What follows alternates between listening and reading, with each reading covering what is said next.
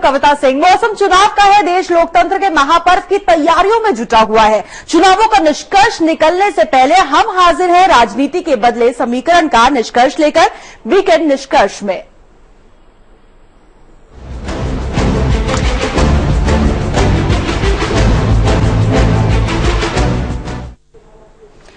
तो चलिए वीकेंड निष्कर्ष का सफर शुरू करते हैं। मोदी नए भारत का निर्माण करने की बात कर रहे हैं, लोगों से 60 महीने भी वो मांग रहे हैं। घोषणा पत्र में पार्टी ने वादों का पिटारा भी खोल दिया है, जिसमें 100 नए शहरों के निर्माण की बात भी कर दी गई है।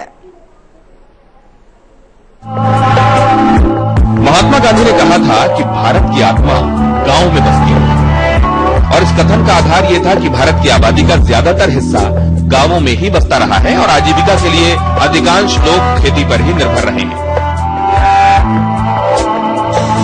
ये बदलते वक्त का तकाजा है, या शहरी और ग्रामीण आबादी के घटते अंतर की वजह से, या फिर नरेंद्र मोदी की अपनी सोच। लेकिन नरेंद्र मोदी जिस घोषणा पत्र को गीता की तरह पवित्र बताते हैं, उसमें उन्होंने गांधी जी की उसी सोच को चुनौती दी है। गांवों में भारत वाली गांधी जी की सोच को एक धर्म वाक्य के तौर पर लिया गया, जिसमें कभी किसी तब्दीली की गुंजाइश नहीं समझी गई।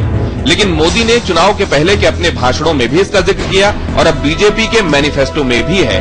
नरेंद्र मोदी की अगुवाई में बीजेपी 100 ऐसे नए शहरों के बारे में वादा कर रही है, जो शहरों और गांवों के बीच की दूरी को तो काटेंगे ही, देश के ज्यादातर नागरिकों को भी विकास के फायदे दे पाएंगे।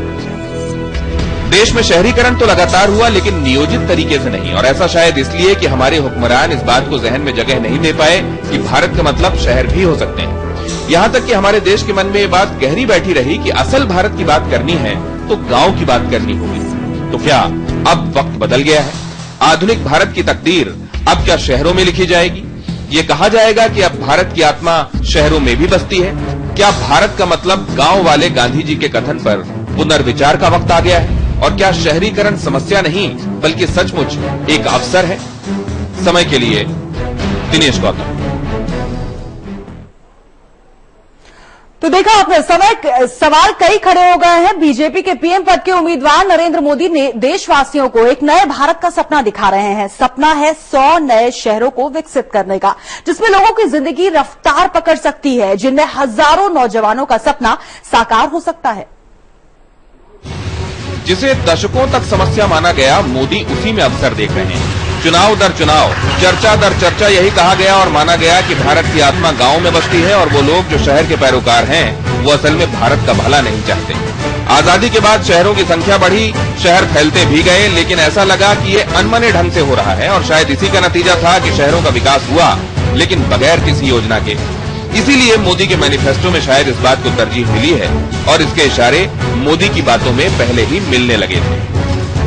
कहीं हेल्थ सिटी बने, कहीं स्पोर्ट्स सिटी बने, स्पेशलाइज्ड सिटी क्यों न बने? भाइयों बहनों, अगर हम चाहें तो हम 100 नए शहरों का सपना आज देश की आवश्यकता के लिए कर सकते हैं। जनसंख्या का लगातार बढ़ते जाने से रोजगार के मौकों के लिए शहरों की तरफ पलायन, रोजी रोटी के लिए खेती के बजाय दूसरे मौकों की तलाश जरूरत बनती चली गई। कि हम एक आइसोलेटेड टाउन, अब वो जमाना नहीं रहा कि हमने चंडीगढ़ बना दिया या अंग्रेजों के टाइम में नई दिल्ली बन गया था, एक टाउन बन गया, पूरा एक चमचमाता हुआ शहर बन गया। अब वो जमाना खत्म हो गया है। अब ये है कि जो टाउन्स हमारे हैं उसमें बड़ा स्कोप है अपग्रेडेशन, इंफ्रास्ट्रक्चर का अपग्रेडेशन करने का, ट्रांसपोर्ट को ठीक करने का, बिजली पानी की व्यवस्था। ये भी कहा गया कि असंतुलित विकास की वजह से मौके देश के कुछ जगहों पर ही सिमट कर रह गए हैं, और विकास के फायदों से देश के कुछ हिस्से अछूते ही रह गए हैं। अब इसी के समाधान के लिए मोदी ने यह मंत्र दिया है, लेकिन क्या यही सबसे कारगर समाधान है? अगर आपका ऑब्जेक्टिव है कि तरीके से काम करके 100 सिटीज को बढ़ाना है, 50 को बढ़ाना है, वो नंबर इतना इम्पोर्टेंट नहीं है। मतलब आप ये कह रहे हैं कि बहुत सारी अर्बनाइजेशन होगी, बहुत सारी जगह पे हो सकती है। गांवों का शहरीकरण हो और विकास के सूरज की रोशनी हर जगह पहुंचे, कोशिश यही है, लेकिन ये तरीका कितना कारगर है, और एक सरकार के लिए मुहैया 5 साल के वक्त में कितना काम पूरा हो पाएगा, ये इसी पर निर्भर होगा कि घोषणा पत्रों की ये औपचारिकता एक लुभावनी बात है, या फिर इसी में छिपा है देश के विकास का विजन। समय के लिए हेमंत उपाध्याय। अब सवाल ये खड़ा होता है कि मोदी की ये सोच कहीं चुनावी तो नहीं है, या फिर केंद्र के राज्यों के प्रति उदासीन रवैये ने मोदी की सोच को जन्म तो नहीं दे दिया। एनडीसी, एनआईसी और इंटर स्टेट काउंसिल की बैठकों में सिर्फ औपचारिकता ही निभाई जाती है।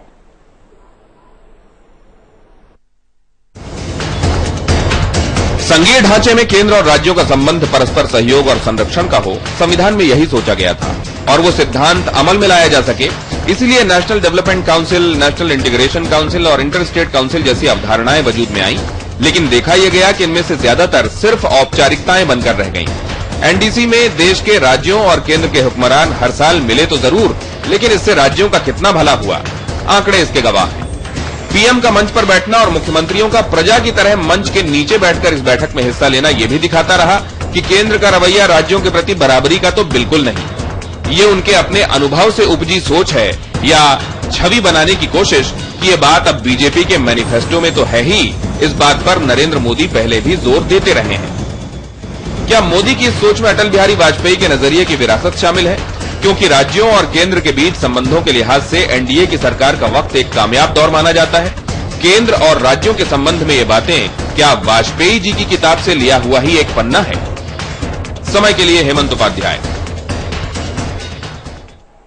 टीम मोदी इंडिया की बात कर रही है। उनका घोषणा पत्र केंद्र और राज्यों के बीच घमासान को मिटाकर विकास की बात कर रहा है। मोदी सबको साथ लेकर आगे बढ़ने का वादा भी कर रहे हैं। देखिए हमारी एक खास रिपोर्ट। विपक्ष हमेशा नरेंद्र मोदी को तानाशाह और बीजेपी को वन मैन शो मानता रहा है, लेकिन आम चुनावों के लिए सोमवार को जारी बीजेपी के 52 पन्नों के घोषणा पत्र में सूबे के मुख्यमंत्रियों को प्रधानमंत्री के समकक्ष मानते हुए उस टीम इंडिया की बात की गई है जो देश के समग्र विकास का काम करेगी। ये मोदी की ब्रांड बिल्डिंग एक्सरसाइज है जिसमें वो खुद को सबको साथ में लेकर चलने वाला दिखाना चाहते हैं, या इसी में देश के विकास की वो पूंजी छिपी हुई है जिसे अभी तक कोई तलाश नहीं पाया था, या फिर ऐसा करके नरेंद्र मोदी ने मुल्क के सारे मुख्यमंत्रियों की पीड़ा को आवाज दी है। 70 और 80 के दशक के दौरान जब कांग्रेस की पकड़ राज्यों में ढीली होने लगी और स्थानीय पार्टियों की सरकारें बनने लगी, तभी से केंद्र राज्य संबंधों में तल्खी भी सामने आने लगी। केंद्र ने खुद को बड़े भाई की भूमिका में रखना शुरू कर दिया और राज्यों को एक याचक के तौर पर देखा जाने लगा। अगर केंद्र की ही पार्टी राज्य में ना हो तो उसके और केंद्र के बीच तनातनी लगातार देखने को मिलती रहती है। कभी बाढ़ राहत कोष के लिए, कभी विशेष राज्य के दर्जे को लेकर, तो कभी सूखा राहत कोष के लिए गुहार के तौर पर। माना यह भी जाता रहा कि राज्य का बेहतर विकास तभी मुमकिन है जब वहां वही पार्टी सत्तारूढ़ हो जो केंद्र में भी काबिज है। अब सवाल यह है कि घोषणा पत्र में कही गई ये बातें मोदी का अपने उन आलोचकों को जवाब है जो कहते रहे हैं कि मोदी का विकास मॉडल समावेशी नहीं है, या मोदी के पीएम बनने की सूरत में केंद्र और राज्य के संबंधों का नया अध्याय वाकई शुरू हो सकता है। समय के लिए दिनेश गौतम। और यहां पर रुक रहा है एक ब्रेक के लिए। वीकेंड निष्कर्ष जारी है, आप चलते रहिए समय के साथ।